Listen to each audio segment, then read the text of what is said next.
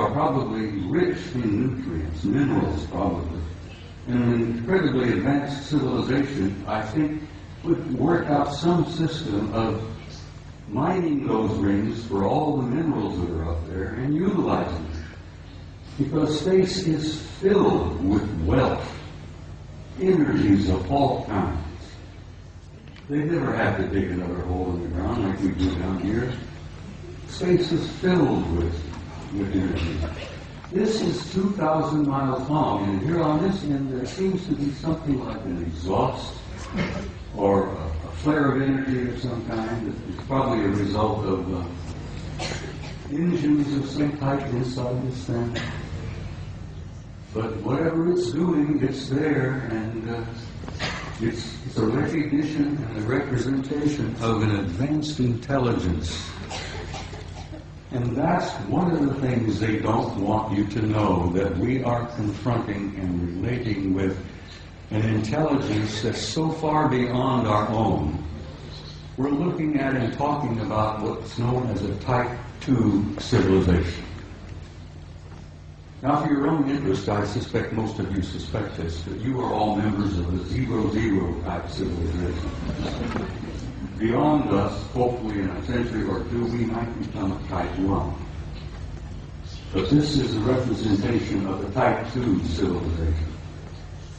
And Michio Kaku, the famous Japanese-American physicist in New York, has put out this concept about Type 0, 1, 2, 3, and 4 of the kind of advanced cultures and civilizations we will probably meet out there. Well, in probably meet out there, we've already met them. They're here. They're in our midst. So, I think I brought about 15 or 20 of these pictures, but I simply had no time. I don't have the time to show them all. But I've shown a few here, and I think I've piqued your curiosity. And I think most of you are pretty bright people, and you know you've been conned. You know you've been lied to. You're not fools. And I think you know who you are and why you're here and where you're going.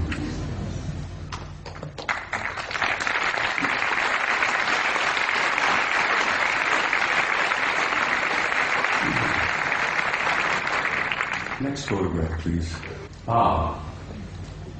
This is a photograph taken by our Mariner space vehicle that we launched back a number of years ago. This is a picture of a facility on the surface of Mars. Now, this facility is located on the equator, and it's on the surface. And those of us who studied it, we discuss it with each other, call it the airport. And I said, this is the parking lot. This is the administration building here. This is the main terminal here. And I imagine it's a pretty busy facility, you know, ships coming and going. But it's not an airport, it's very likely a spaceport. It is on the surface and it's on the equator of Mars. And if you're ever interested in launching a vehicle from a planet, you put it on the equator and you take advantage of the rotation of the planet to assist in the launching of your vehicle. You can take the momentum of the movement of the planet and it helps you get the thing off the ground. So it's exactly on the equator, it's on the surface, and it's massive in size. So maybe that is a parking lot, I don't know. Maybe that's the admin building, but there's something going on Mars. And I've been going back and forth with Richard Hoagley now for years, where Richard, who I know most of you are aware of, is convinced that Mars is covered with ruins. Well, it is. But it's not just ruins. There are things going on that planet. On the surface, under the surface, continuously. Next picture, please. This was published in a German magazine, but this is a Soviet photo. This is from their Phobos 2 spacecraft. This is a city under the surface of Mars that is the size of Chicago. Chicago is one of our biggest cities. Several million people live in Chicago. This is under the surface. You can see the city block. You can see the breakdown here, portions of the neighborhoods, whatever it is. But it's generating an enormous amount of heat. And they picked this up on the infrared when Phobos is going around the planet and snapping pictures like crazy. And the Soviets were pretty open about releasing some of their photos, contrary to the United States, where lying has become a fine art. Don't get me started on my politicians. Phobos 2, city on Mars, under the surface. You can see the streets, Broadway, First Avenue, whatever it is. People have said, well, who was there? And I says, for God's sake, it's the Martians who were there. What a silly question to ask. Who's there? Let's go there. Now, I love this picture. I'm in love with this lady. Your ancestors and mine called her Gaia. She was feminine. She was a goddess. She was sacred. This beautiful lady has a respiratory system. She has a circulatory system. And she has a heart.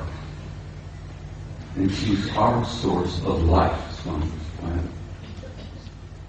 We needed her. We need her now. We wouldn't be here if it were not for her. We talk about holy lands, Mecca, Jerusalem, here, there, everywhere. That is the Holy Land, people. That beloved planet that we are home.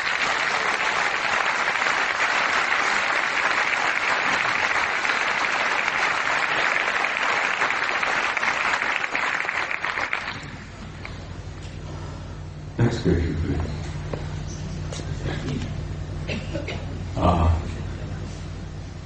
I spoke to you earlier about the fact that your grandchildren and great-grandchildren and so on, the generations yet to come, have a destiny in the stars.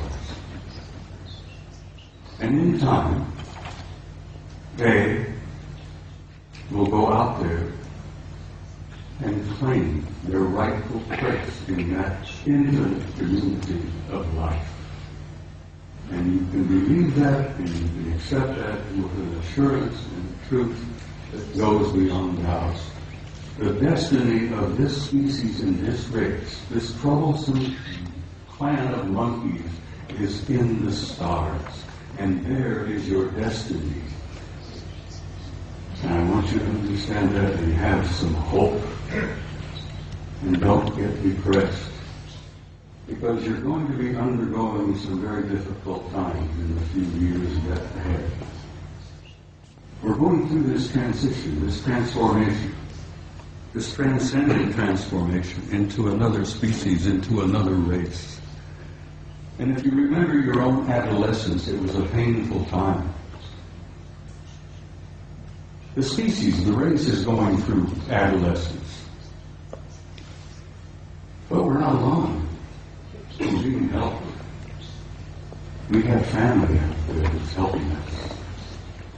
And they've been helping us for a long time. They've been trying to encourage us and nourish us and try to point the right direction for us to go. Because we are troublesome adolescent children. And we are going through that transformation.